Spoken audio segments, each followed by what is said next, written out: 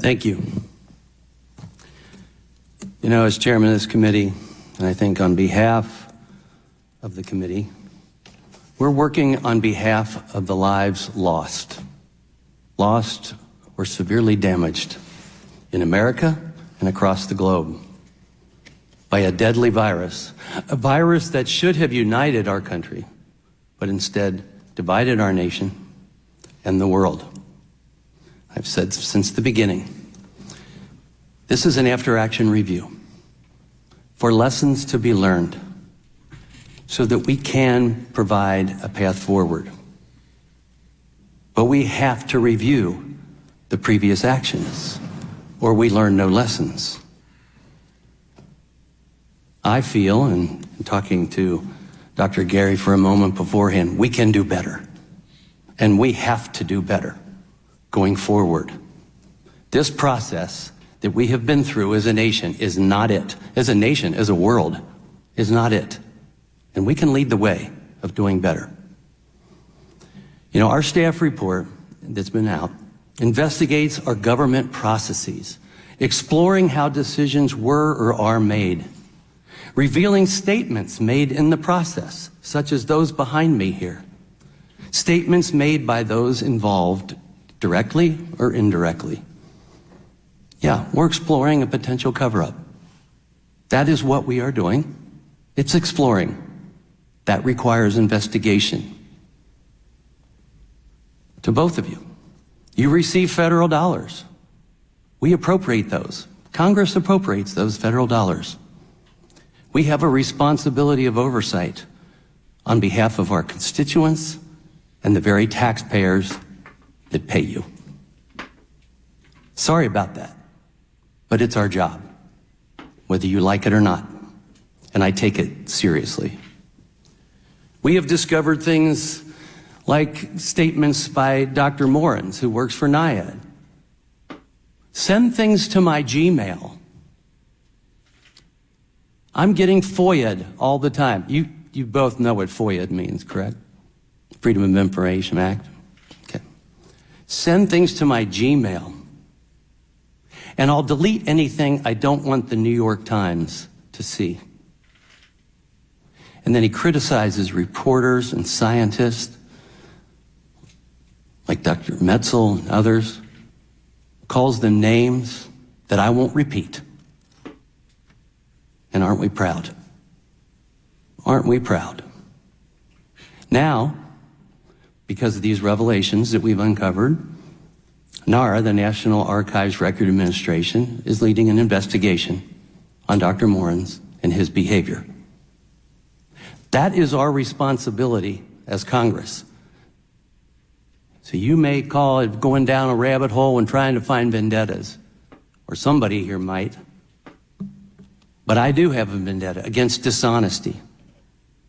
And as a doctor, I'm against politically motivated science, which Dr. Anderson, you yourself, said we had to.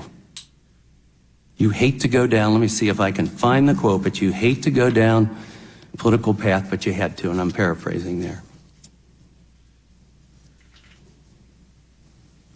You know, in the staff reports that have come out, the minorities today, talking about political, our report 0 times mentions Republicans or Democrats. 0 times. Their report mentions Republicans or Democrats 38 times. Who's being political? Who's being political? And when Dr. Collins sends an email to Dr. Fauci on April 15th saying, do more to squash the lab leak, which essentially is halting scientific debate. And Dr. Fauci goes out on the White House lawn the next day, quoting proximal origins, saying this came from nature, as if definitive. I want to know why. I want to know why that is. I'm a physician. I've served in public health. Science has always fascinated me. We ask why. We ask how. Dr. Gary, think I have your quote here, where you cite, I'll put it in quotes, the finding of SARS-CoV-like coronaviruses from pangolins with nearly identical RBDs, however, provides a much stronger and more parsimonious explanation of how SARS-CoV-2 acquired these via recombination or mutation. I get that. I can see where you came up with that and wanted to know about that. But as we've heard today, and we've had testimony before, there were no pangolin viruses at the wet market or pangolins. They're 603 miles away. No evidence of a bat either. Yet, ODNI reports potentially epidemic viruses from pangolin samples are at the WIV and have been since 2019. That's not 603 miles away. I recognize the dangers of a wet market. I recognize the dangers of gain-of-function research. Dr. Fauci was asked to recognize that in an article I read from 2012 in, I think, Weekend Australia. Dr. Fauci on this gain-of-function research, I'm paraphrasing here, so forgive me. He said, aren't you concerned that doing something like this might get out of a lab and create a pandemic? And his response was basically that the benefits outweigh the risks.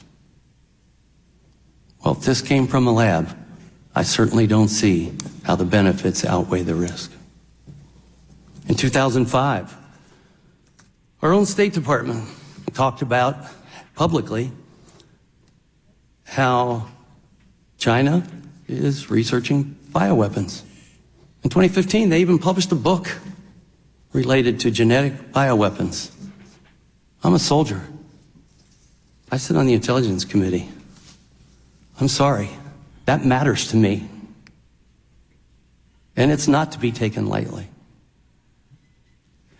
And when I look at some of the things, I hear like, they said, yeah, certain intelligence agencies said low confidence, but it came from nature, and others said it came from the lab. Well, I'm a physician that sits on the Intelligence Committee, and I've been looking at this since it came out, the very beginning. And when it comes to what the Intelligence Committee came up with, that 90-day commission, I want to know who they talked to, because it matters. And I'll get into that in a minute. This is looking at everything, not spouting about Republicans or Democrats. This is looking to what happened and what happened to this world and how did it happen, and let's have a scientific debate. And when Dr. Collins suggests to Dr. Fauci that we squash one of the theories, that is stopping the debate. And that concerns me because we pay them. And I want to know why they wanted to do that. That's not a vendetta. That's fair. It was important that the Select Subcommittee on the Coronavirus Pandemic hear directly from the authors of Proxima Origin. Hear from you to better understand how it was drafted and published and who was involved with this process. And I thank you for your transcribed interviews, and I thank you for being here today. I have no personal preference as to whether COVID-19 came from a lab or if it came from nature. In fact, in many ways, I wish it came from nature, but we could prove that. I would feel a whole lot better than feeling something this deadly, this lethal is being made in a lab or held at a lab. But I do care deeply also about gathering as much information as possible so we can learn from the COVID-19 pandemic, so we can prevent one in the future. I do care if science is tainted by politics, as the Proxima Origin authors wrote in their own emails. I didn't write that. We heard today that there are some in the intelligence community who have confidence that COVID-19 came from nature. But if those intelligence officials only spoke to those with views held by the proximal origin authors, then they haven't gathered all available evidence, have they? I'm looking into that, and I have some impressions already, having the opportunity to sit on the Intelligence Committee and get some of those answers. And I will tell you, my impression, and this is an opinion and impression of what I have seen, the FBI did more work than the others, in my opinion. Department of Energy has more scientists than any other agency. They have the national labs. Just so happens, those are two entities that think this came from the lab, and that should be respected. The Select Committee has gathered and continues to investigate information relating to the origins of COVID-19. The House and Senate unanimously passed a bill which the President signed to declassify intelligence relating to origins because it is that important for Americans to have all available facts and data on a pandemic that affected every single one of us. And in some ways, I feel the Intelligence Committee in the House of Representatives has done more digging than the intelligence community. And that's important. And I want you to know what we know. Because I worry when people don't know what they don't know, but speak with authority. The Select continues to investigate this information. We passed that bill, but ODNI violated the law with the report that they produced. I expected hundreds of pages. You probably have hundreds of pages, research, other things. I certainly do. I expected hundreds of pages. And I expected answers to questions that Americans and those on this Select have asked, such as to who did the intelligence agency speak to in order to draw their conclusions. I think that's important. But we don't know that. I have some idea because the Director of National Intelligence is cooperating and trying to provide me with as much information as I can get. What type of scientists, doctors, or expert did they work with to reach the answers that we have received so far? See, transparency is non-negotiable here. Honesty is non-negotiable as well. In this case, lives depend on it. Americans should be confident in the conclusions reached. But in order for them to be confident, they must be provided with facts. Gathering information and uncovering evidence is not a threat to science. It actually improves science. Calling those who believe in the plausibility of a lab leak conspiracy theorists does not lend credibility to vigorous scientific debate before producing a conclusion. In fact, it gives the appearance that the zoonotic theory was not only not rigorously tested, but that proximal origin was based on preconceived notions, and that evidence to the contrary was stifled. Grin as you may, Dr. Anderson, grin as you may. As to the involvement of NIH in the proximal origin, we learned important information today with respect to the influence exerted by Drs. Collins and Fauci. We know that Drs. Fauci and Collins prompted the origins paper, and seemingly maybe Dr. Farrar as well. We can get to the bottom of that. We know that the February 5th, 2020 draft sent to Drs. Fauci and Collins was used in the published proximal origin paper because portions of that draft appear verbatim in what Nature published.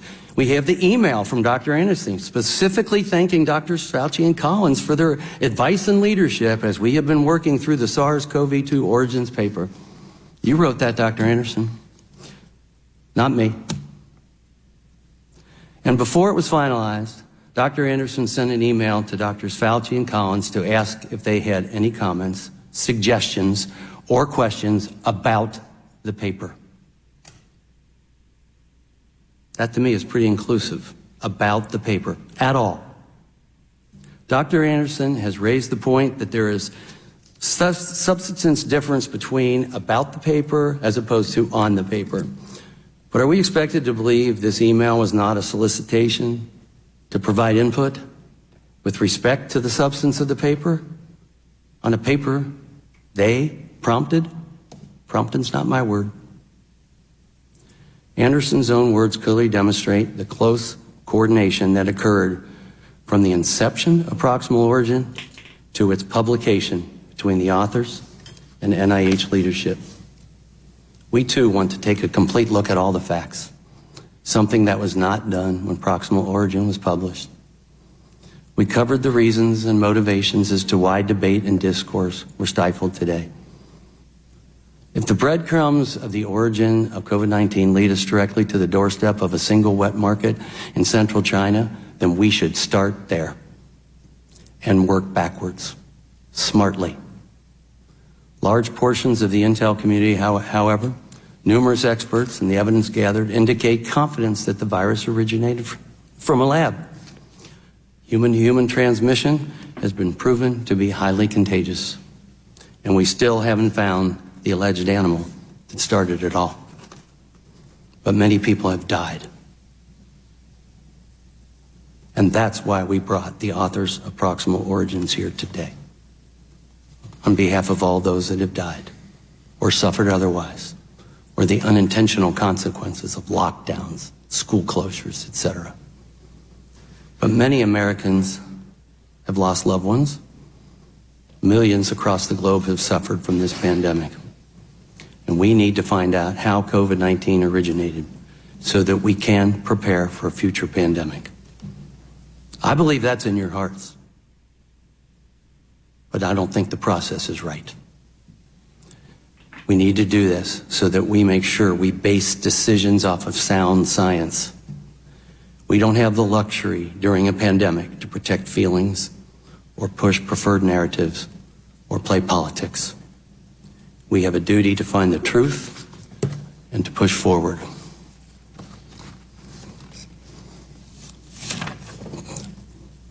In closing, I do truly want to thank our panelists once again for their important and insightful testimony. But with that, without objection, all members will have 5 legislative days within which to submit materials and to submit additional written questions for the witnesses, which will be forwarded to the witnesses for their response. If there's no further business, without objection, the Select Subcommittee stands adjourned.